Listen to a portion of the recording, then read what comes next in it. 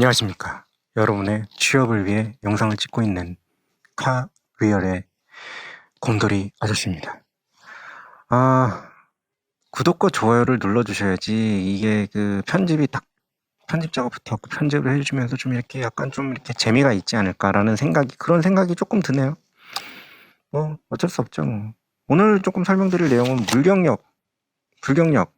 뭐, 이게 굉장한 이슈예요. 뭐, 불경력 막. 저도 사실은 이제 이직도 이제 막 시도를 하고 그렇죠. 솔직히 막 신입 때도 솔직히 막 쉽게 이렇게 막 취업한 케이스는 아니에요. 이렇게 막 학점이 좋지도 않았고 영어 성적도 없었고 막 뭐 시험 준비한다고 막 아무것도 없이 그냥 맨 땅에 그냥 헤딩했으니까. 그리고 뭐 그 중고 신입으로 이직도 좀 해보고 그러면서 이직도 좀 하면서, 그리고 또 컨설팅 하면서 여러분들을 만나면서 진짜 수많은 경력들을 봤거든요. 진짜 많이 봤죠. 진짜 제가 진짜 고마운 게, 고객님들한테 진짜 고마운 게, 물론 개인 정보에 대해서는 1도 얘기를 안 할 겁니다. 저는 감옥에 가기 싫어요. 근데 진짜 다양한 직무를 해봤어요. 막 별의별 걸 다 해봤어요. 진짜. 그게 좀 약간 축복 같은 느낌이었어. 저는 이제 물론 좀 한정된 직군이지, 뭐 전략 기획 신사업 이런 쪽이 이제 좀 그런 쪽이 좀 물론 여러 가지를 보게 되지만, 그리고 저도 이제 이직을 많이 했으니까 그런 것들을 볼 수 있었지만, 그럼에도 불구하고 고객님들과 만나면서 많은 경력들을 봤거든요. 그러니까 오늘 말씀드릴 내용에 대해서 여러분들한테 이제 좀 주둥아리 좀 털 수 있는 그런 좀 약간 그런 좀 자격이 좀 된다, 그렇게 좀 말씀을 드리고 싶어요. 물경력이랑 불경력 얘기가 있어요. 이거 진짜 막 지금도 검색해보면, 물경력 막 검색해보면, 제 경력이 물경력이 맞나요? 이거는 이거는 어디다 써나요? 막 이러는 분들 진짜 많고요. 이걸 이용해서 또 이제 돈벌이 하는 친구들도 진짜 많고요. 네 물경력은 물경력 맞아. 내가 이렇게 막 만져주지 않으면 이건 어디에도 뭐 취업할 수 없어. 막 있지. 개새끼. 그렇게 하시는 분들이 또 있어요. 이런 것도 이제 삐처리를 할 수가 있단 말이지. 편집지가 있으면. 그쵸? 구독과 좋아요를 하셔야겠죠. 근데 물경력이랑 불경력은 그런 게 아니에요. 막 이런 뜻으로 쓰는 사람들도 있더라고. 막 위에서 막 시키는 대로만 하고, 막 위에서 막 하는 거를 막 수동적으로만 하면 그게 물경력이다, 뭐 이런 사람들도 있고. 아니 그럼 시키는 거 안 하고 뭐가 해야 되는데. 나는 이제 그 정도, 그런 말들의 어떤 그 부분에 대해서는 인정을 하거든. 시키는 거 이외에 뭔가 플러스 알파를 해야지 인정을 받을 수 있다라는 건 인정을 해. 근데 시키는 거 한 게 물경력이다? 그러면 회사에서 그럼 뭐하러, 그럼 아레나는 왜 있고, 그러면 그럼 시키는 거 그럼 안 할, 그 말이 안 되잖아. 시키는 걸 한 게 경력인데, 막 임원 팀장 무시하고 그냥 막 내가 하고 싶은 거에. 그리고 또 이런 것들도 이제 막 물경력이라고 생각하시는 분들도 있어요. 내가 생각했을 때 쉬운 일. 왜 내가 뭐, 예를 들면 뭐 내가 뭐, 이런 걸 했는데, 총무일을 했는데, 이런 거는 뭐 누구나 할 수 있는 일 아닌가요? 뭐 누구나 할 수 있을 수도 있지. 누구나 할 수 있을 수도 있어요. 근데 사람들이 뭔가 착각을 하는 게 뭐냐면, 자기가 했던 일에 대해서 너무 이렇게 낮춰봐. 좀 자기가 익숙해져서 그거를 빠르고 정확하고 신속하게, 빠르고가 신속하게잖아. 빠르고 정확하게 할 수 있는 건데, 그거를 인지를 좀 못하고, 이거는 누구나 할 수 있는 건데 내가 물경력이 아닌가, 막 이런 거에 좌절감에 빠지는 거예요. 여러분 절대로 그러실 필요가 없어요. 제가 생각하는, 그러니까 그나마 물경력이라고 생각하는 거에 이제 맞는 거는 뭐냐면, 공급이 너무 많아. 그러니까 노동이 시장이라는 데가 있는 거야. 노동 시장. 무슨 얘기인지 아시겠어요? 노동력을 제공하는 시장에 우리를 파는 거예요. 신입으로 취업을 하겠다는 얘기는. 근데 그 시장은 공급량이 많아지면 가격이 떨어져요. 무슨 얘기인지 아시겠죠? 공급량이 많아지면 가격이 떨어지고, 공급량이 줄어들면 가격이 올라가요. 우리가 물경력, 불경력을 구분을 할 때 정확하게 맞는 건 딱 그거 하나야. 제가 볼 때는. 이게 시장에 사람이 너무 많아. 공급이 너무 많이 됐어. 예를 들면 이런 거지. 전략기획 신사업을 하는 사람이 전 세계에 100명밖에 없어. 연봉 100억씩 불러야지. 1000억씩 불러야지. 없대잖아. 100명밖에 없대잖아. 그렇잖아요. 뭐 예를 들면 뭐 진짜 하다못해 막 뭐를 하는 사람, 예를 들면 운전기사다. 예를 들면 뭐 쉬운 게 뭐가 있을까? 예를 들면 이종 보통 운전면허를 가진 사람이 전국에 200명밖에 없어. 이종 보통이 200명밖에 없으면 승용차 운전하는 사람들의 연봉은 200억씩 불러야지. 200억은 좀 너무 심했고. 아무튼 그 거의 맥스치까지 찍겠죠. 그러니까 그 매출에서 인건비가 한 99%까지 차지할 수 있게끔 연봉을 부를 수 있겠죠. 근데 만약에 100만 명, 200만 명이야. 막 너무 많아. 이러면 어떻게 돼요? 가격이 쭉쭉쭉 떨어지는 거야.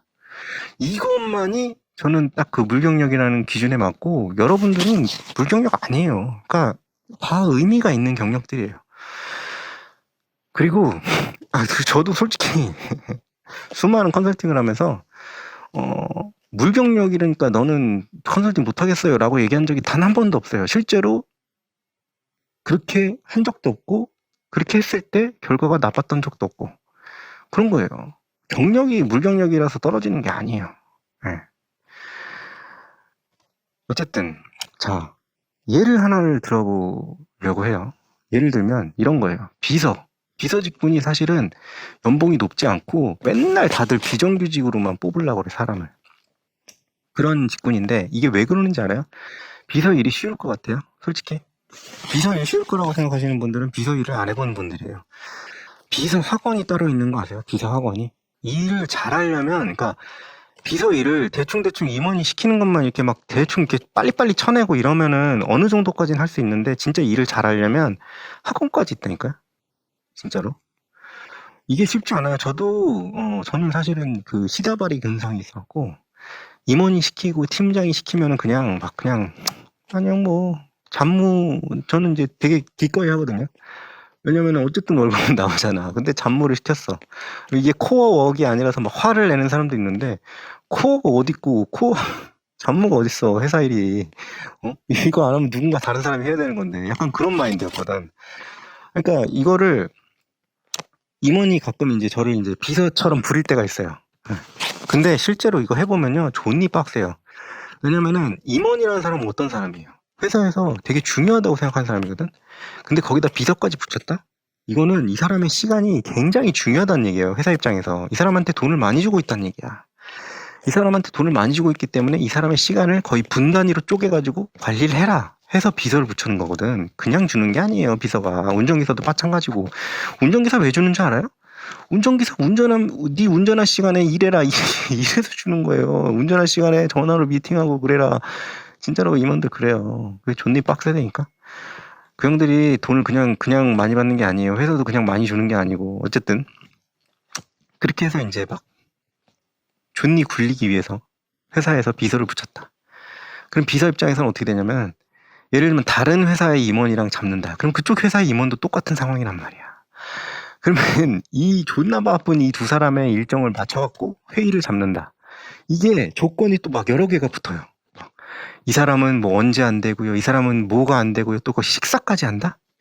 이것도 선호하는 메뉴가 뭐고요. 여기에 동선이 어떻게 꼬이고요. 이러면은 거기다 이것도 해외 출장이다? 이러면 진짜 완전 똑똑하지 않으면 그거 어떻게 커버가 안 돼요, 진짜.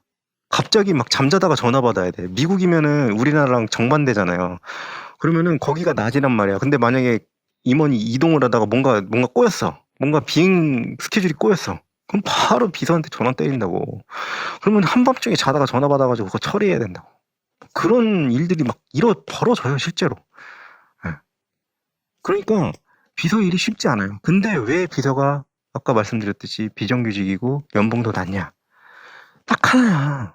비서 공급되는 인원이 너무 많아, 시장에. 실제로. 엔트리 베리어라고 그러죠. 진입 장벽이 좀 낮아요.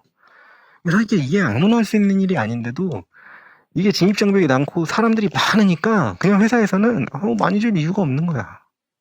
그런데 사실은 그렇죠. 비정규직으로 뽑긴 하는데 비서도 일 잘하는 사람들이 있으면 임원들이 편하거든. 그리고 회사 입장에서도 아까 얘기했죠. 1분 1초를 아껴주는 비서는 굉장히 소중한 자원이에요. 그러니까 정규직으로 돌리고 그 사람들은 그냥 연봉도 조금 쳐주고 막 이렇게 되는 거예요. 그런데 근본적으로는 비서들이 시장에 공급될 양이 많기 때문에 그렇게 되는 거고. 더 와닿는 걸 말씀을 드릴까요? CPA 있죠, CPA. 변호사. 전문직이죠. 존나 비싸죠. 존나 비싸요, 연봉. 근데 회사에서 CPA랑 변호사를 제가 글쎄 한 5년 6년 차 때부터 보기 시작했던 것 같아요. 그 전까지는 회사에 변호사, CPA 이런 사람들이 없었어요. 그 얘기는 뭐냐면 연봉을 못 맞춰줬단 말이야.